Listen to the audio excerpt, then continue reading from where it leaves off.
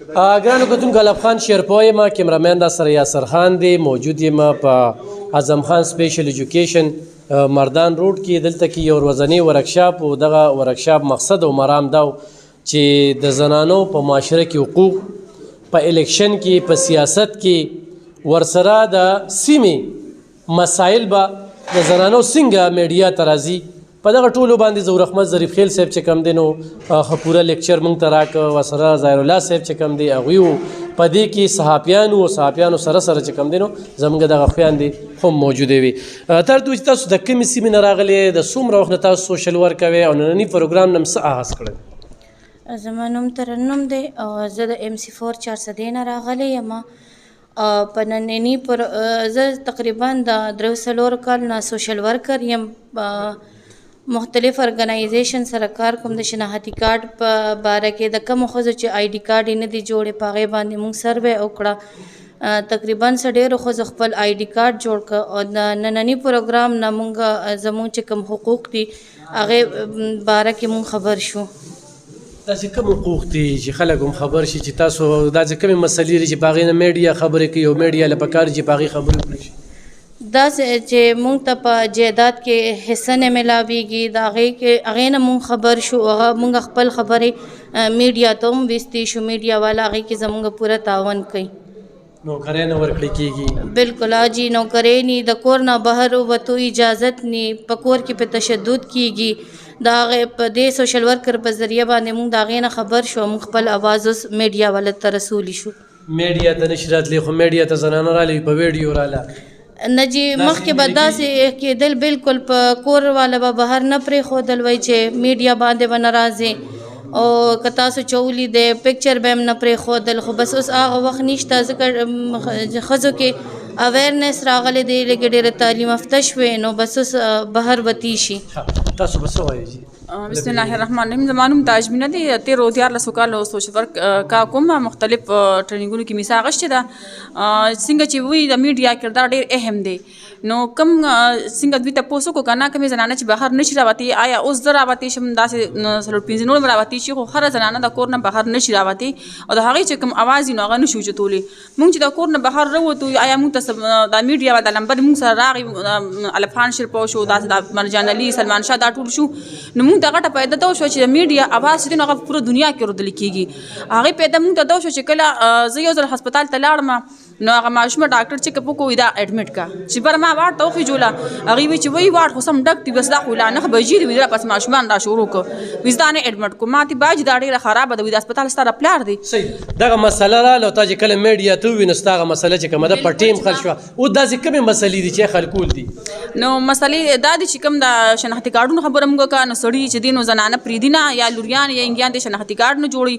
بل دا چې د کوم عمرې ودونه دي، یا آیا چې کومه جنۍ واده شي د هغې کال یا 2 واده وشو، هغې خاوند مړ شي یا نشي وي یا طلاق وشي، نو دوی وایي چې نه لکه دویم واده چې دی بس هغه دوی لپاره سم کنزل ښکاري. موږ ډېر کار دی، بچي ته اکثر ایساروي، بچي ته ایساروي، بیا ورته چې بچي ولې نه ساتو. نو موږ خو د وراثت باندې موږ کار وکړو. په DRC موږ ډېر کیسونه هم حل کړو، ماشاءالله اوس هم پکې روان دي. دا هم د دې سیشن او د دې دغه اویرنس موږ ته میلاو شو. اوس بله دا خبره چې لکه زموږ په معاشره کې خلک وي غریبي زیاته ده، غربت زیات دی، بېروزګاري زیاته ده، نو آیا زموږ چا چې لور کونډه شي یا طلاق وشي یا خاوند نشي وي، د دې خو قسمت دی خراب نو چې موږ ورته دا که رشته راشي دا ورکې واده کوي، سړي ښځه مړه ده، بچي یې نشته یا دویم واده کول غواړي، وایي که دې نصیب خو نو لومبۍ کور به دې سم راغلو. موږ ټول له پکار دي زموږ په کور کې کونډې شته، داسې پېغلې زړې شوي خامخا څه ناڅه خامي پکې وي، نو چې کوم بوډا وي یا ښځه مړه شوي یا ښځه پرېښې وي، نو ضرور نه چې د هغې په لومبي ځل قسمت خراب او د هغې کور سم رانغ، په دویم ځل د هغې کور خرابېږي.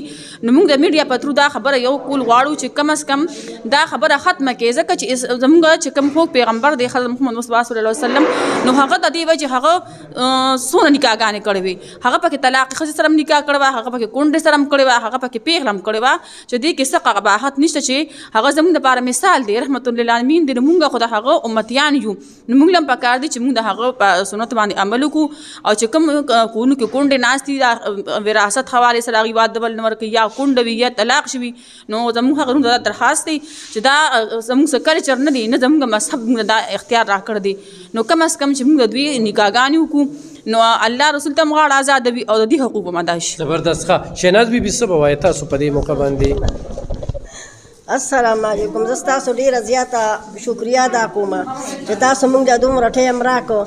نو په دې خبره موږ دا خبره د ښځو په حقوقو کوو چې کومه خور مور یا لور حق حصه وغواړي نو هغه وروڼه وله نه ورکوي. نو هغوی له پکار چې هغوی له خپله حق حصه ورکړي او هم چې حق حصه به له ورکړي نو بیا هغوی داسې چلو کړي چې کلي ولس به سره ختم کړي زما په کور به نه راځئ بلکلو. نو دغه خبره ده. بیا هغې مور پلار ته زه یم چې په لونو تعلیمو کې د لونو د تعلیم دپاره لکه ډېر ضروري دغه دی چې هغه وشي.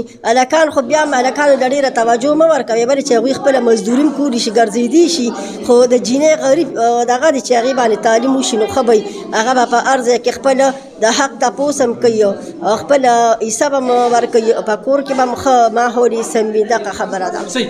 کتونکو شهناز بیبي د پی ټی آی یو سرکرده عقدهداره ده. لوریانو یې سبق ویلی دی بدقسمتی نه په دې خپل حکومت کې خو چې هغې ته نوکری میلو شي نو هغه دغه ګیلهمنده ده او دا وایي چې په دې سکولونو کې خالاګانې پکار دي چې تاسو جینکو په سکولونو کې سړي لګوئ نو زمونږ لوریانې دي موږ پخپله یو موږ ته خو هم جاب راکولی شي. څه به وایي تاسو په دې؟ بسم الله الرحمن الرحیم. السلام علیکم. زه مانوم آمنه دی او زه خواتین کونسلر یم.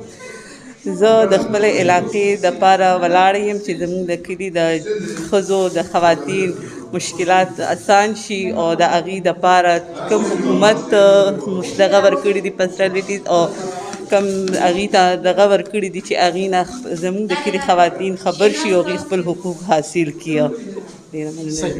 بالکل کتونکو دا داسې سیمې د دوی موږ داسې خبرې واورېدې چې زنانو ته کمې ستونزې دي دې وخت کې په دې معاشره کې هغه ډېرې زیاتې. کتونکو څنګه چې موږ ذکر وکړو چې په دغه پروګرام کې میډیا خلکارانو خو هم ګډون کړو. موږ سره د مامزه یونین اف جرنلست صدر حاجي فیض محمد موجود دي. هغوی سره به خبرې اترې کوو چې کومو زنانو ګیلې شکوې وکړې چې په بیچوګانو کې په سکولونو کې په نادرا کې په پاسپورټ کې موږ ته مسایل دي میډیا په دې کې کردار ادا کول پکار دي نو دوی به ورته څه میسیج ورکوي څه به وایي په دې؟ بالکل ډېره مهرباني. نن چې کوم دا ورکشاپ د جذب د میډیا په کوارډینیشن باندې شو نو هغې مین مقصد و چې خواتینو ته د خپل حق ملو شي. خو که زه الفان ته خبر کوم زموږ چې ریسنټلی کوم ان 23 باندې انتخاباتو شو د بدې کې د خواتین 2,45,000 اوټو نو به هغه کې تقریبا 45,000 اراوند اباؤټ اوټ پول شوی دی. نو هغه سره چې موږ وګورو تناسب 18% خواتین خپل اوټ اچولی دی. نو خواتینو هم پکار دي چې یاره په سیاسي عمل کې خپل رول پلی کړي چې دوی روزي ولې که دا زموږ یو قومي فریضت اچول که خواتین خپل حق دپاره روزي نو هغه روزه لري نه چې خواتین ته په هر ځای کې خپل حقوق میلاویږي. که ته وګورې نن سبا په هر ډپارټمنټ کې پخوا به موږ تلو نو په ډپارټمنټ ته سړي ناستو اوس ښځې ناستې دي. که کوم ډپارټمنټ نه ښځې خپل زموږ ایډمنسټریشن ته وګورې زما په خیال 90% زموږ فیمیل په اے ډي سی ګورې اے سی ګورې اے سی ګورې ډي سی پیناز وګورې د تنګي ګورې نو ټول فیمیل راغلي دي. دا ولې چې دا خلکو روتل خپل ایجوکیشن حاصل کو کول کر خو دې کې د پیرنټس یو خپل رول پکار دی چې هغه د خواتینو له انکریج کی او روباسي ولې چې دا خود کو الفان دې خبر کومګه کلاټ شو د میډیا اوس پر الحمدلله یو خپل رول پر کله تا ته بدلېږي چې خواتین ته کوم ځای کې سم مسله راغله که د ګیس خلاف لوډ شیډینګ یا نور د لوډ شیډینګ یا د غوډه په دفترو کې سماسي موږ له پر وخت شو خو خزي میډیا ته ناراضي مین وایي د پښتو علاقه د غوي چیرې کو زموږ په شکل لا شستار کول کې موږ د سمځلې جوړ نه شي نو دغه یو ایشو هم پکې د خونه په دین هټ کر خواتین له بقای چیرې روزي په سیاسي میدان کې او په سیاسي کم عمل کې خپل بار ایسوالي نو دوی ته چې څنګه د ملک یو مرده برابر خپل حقوق ملاوي کې زموږ چې څنګه 52% د ملک آبادی مرد او 48% د ښځو ده نو یو ایکول تقریبا روان دي نو دوی د خپل حقوق په هر ځای باندې ملاوي کې میډیا مخکې رول د خواتین لپاره پلی کړی دی کوم ځای کې دوی د مشکلات ان شاء الله موږ به بیا هم هغه رول پلی کوو دوی مسایل مشکلات به موږ په میډیا باندې هایلایټ کوو حکمرانو ته به رسو. ډېره زیاته مننه کتونکو یقینا ډېرې مهمې خبرې زموږ سره په دغه پروګرام کې شریک کړې. فیض محمد صاحب دا یقین باور چې کم دی دا زنانو ته ورکړي چې ستاسو څه مسلې وي نو هغه چې کم دی نو تاسو کولی شئ تاسو به را سره هغه خپل احساسات شریکوئ زموږ سره د لیدو څه وایې په دې موقع باندې؟ بسم الله الرحمن الرحیم. زما نوم آسیه رحمان دی او زمونږ نن دلته دا ټولنه وشوله د اعظم خان سپیشل ایجوکیشن کې خو الحمدلله ډېر ښکلې وشوه زمونږ ډېر د میډیا دا تکړه رونه راغلي وو او د هغوی نه هم موږ څه ډېر څه زده کړل واورېدل او دا د جذبه فورم د سایډ نو دا پروګرام او ډیر ښکلی پروګرام وشو. زمونږ خو ډیر ټایم وشو چې تاسو به مونږ اورېدلې خو لیدلې مو هم نه وی، ځکه چې بس تاسو ته خو پته ده چې د پښتو معاشره ده نو زنانه خو راوتي شي نه، نو چې مونږ تاسو ولیدلې نو خوشحاله هم ډیر زیات شو او مونږ ووی چې یاره دا خو ډیر زړه مو خوشحاله شو. ما الف خان شیرپو ته ووی چې وروره ته به خپل نمبر مال راکړې، زه خو ستاسو دا خبرې اورم، خو لکه چې ډېرې مسلې وي مسایل دي زمونږ په خپله په دې رجړ کې نو ماله لږ نمبر راکړې نو زه به تاسو سره ډسکس کوم هغه. نو الحمدلله هغې الله دې ډېر ډېر خوشحاله کړي، ما ته یې نمبر راکړو چې څه مسله وي نو ما سره شیر کولی شي.